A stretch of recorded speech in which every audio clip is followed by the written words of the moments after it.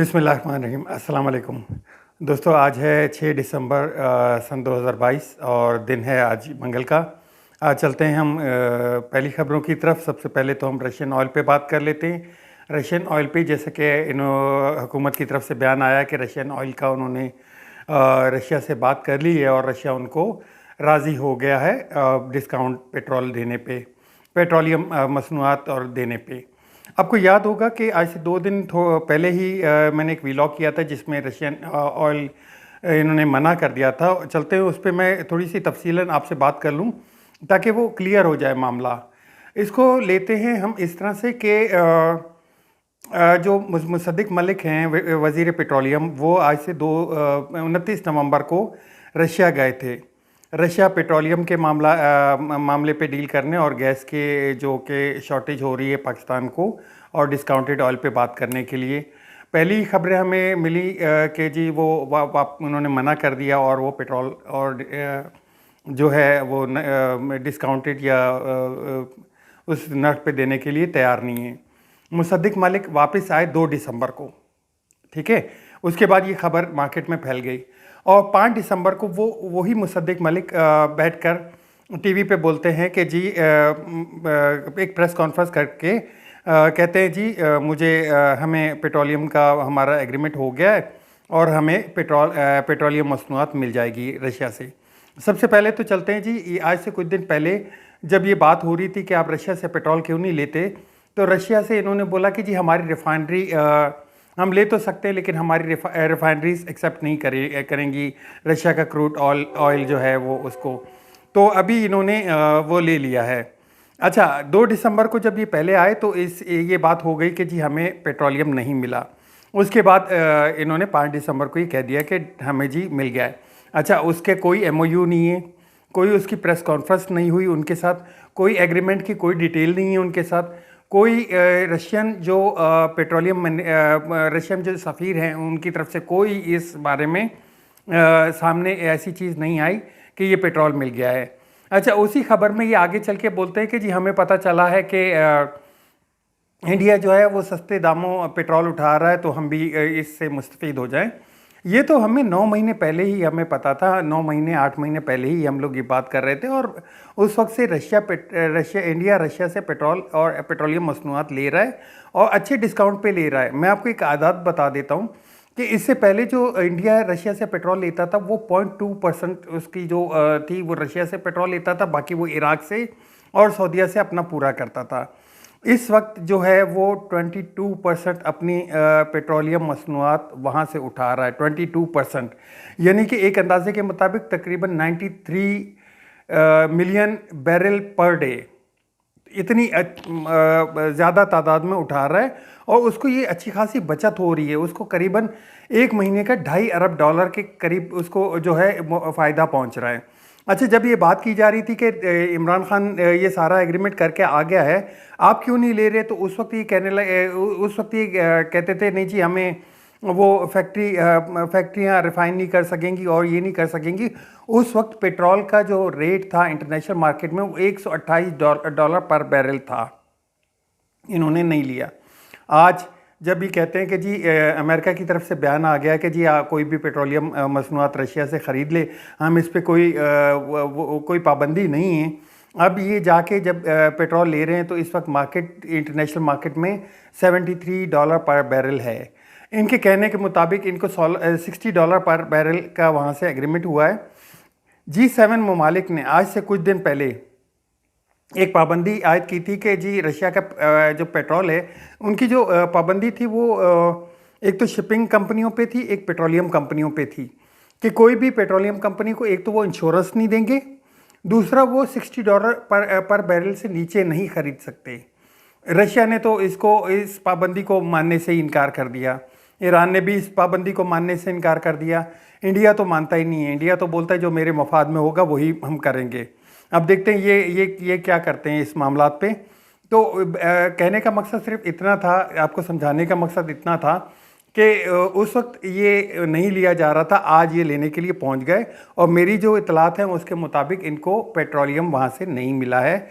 ये एक ब्लफ खेल रहे हैं, क्योंकि इस वक्त जो मार्केट है, जो पोजीशन है, वो एक अमेरिका को एक दिखा रहे हैं कि जी हम इस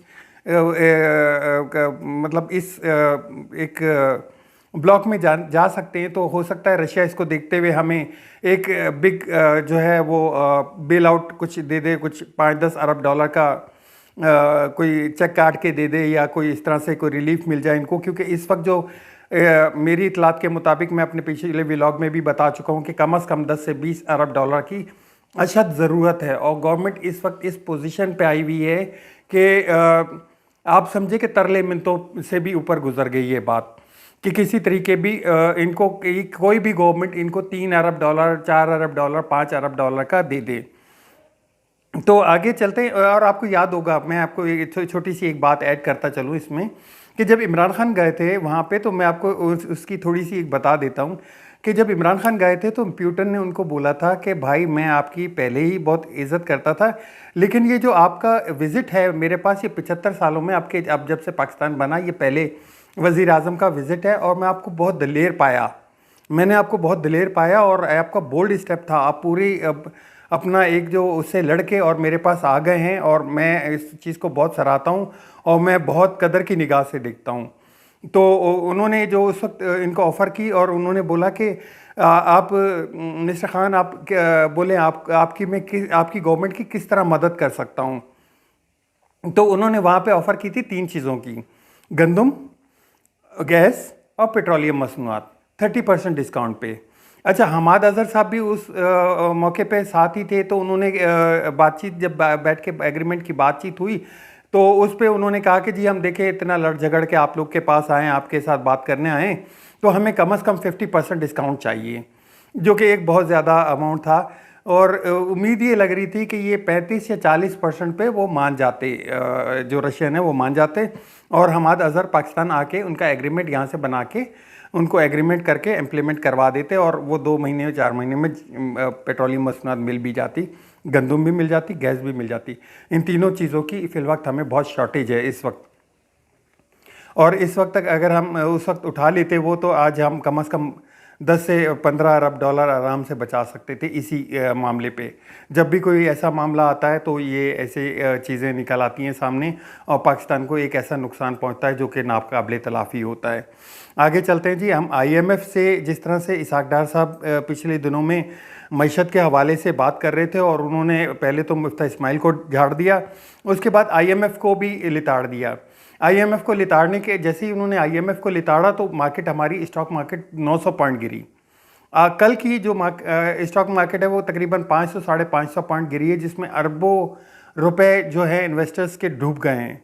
अच्छा, ये कह रहे हैं कि मैं कहीं से भी अरेंज कर लूँगा। कहीं से कहाँ से अरेंज कर सकेंगे? ज़ाहिर है किसी दोस्त ममालिक से मांगेंगे। ये एक बंदे की बस की बात तो नहीं है। या तो अपनी जायदादें वहाँ से बेच के पाकिस्तान ले आएँ, तो शायद हो सकता है कुछ हमें 2-4 महीने का और रिलीफ मिल जाए। अच्छा, IMF पे मैं बात करता चलूँ। IMF की जो है ना, IMF क्राइटेरिया है। IMF ज़्यादा से ज़्यादा हमें क्या देता है? IMF ज़्यादा से ज़्यादा हमें 5 से 6 अरब डॉलर दे देता है। वो भी उसकी किस्तें होती हैं, वो 6 सालों में देते हैं।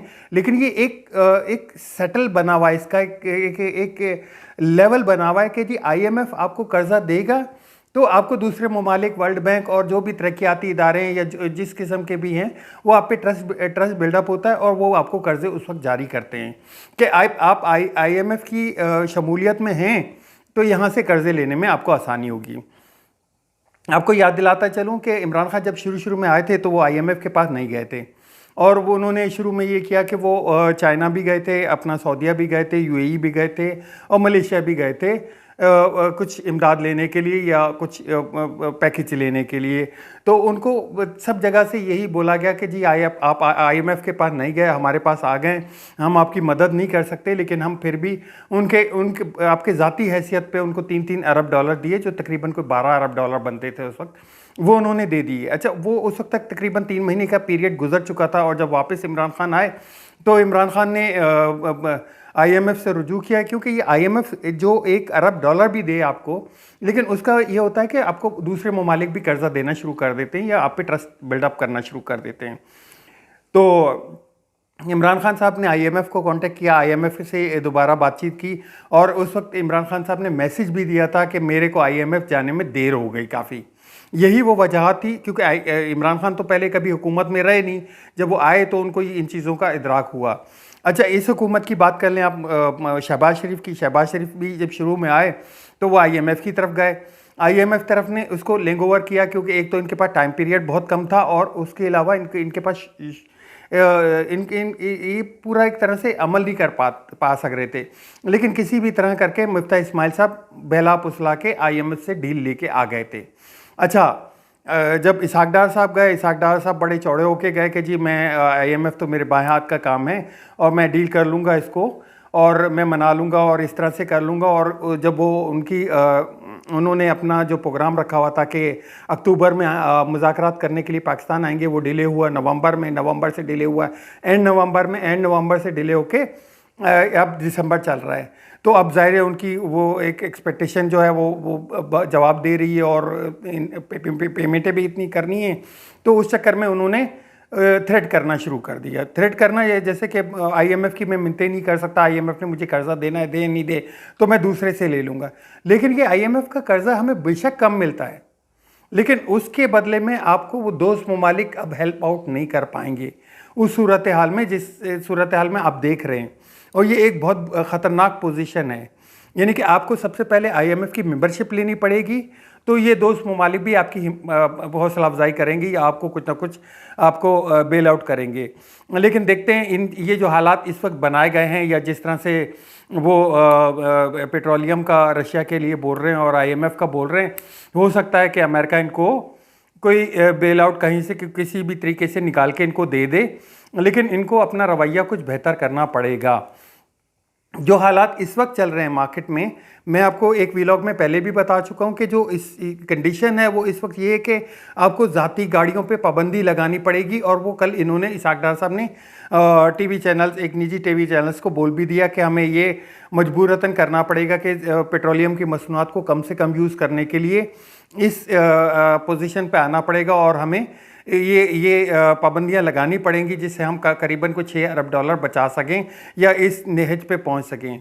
लेकिन इन सब का जो लुब्बे लुबाब ये है कि इस वक्त जो पाकिस्तानी ख़जाना बुरी तरीके से गिर रहा है नीचे की तरफ।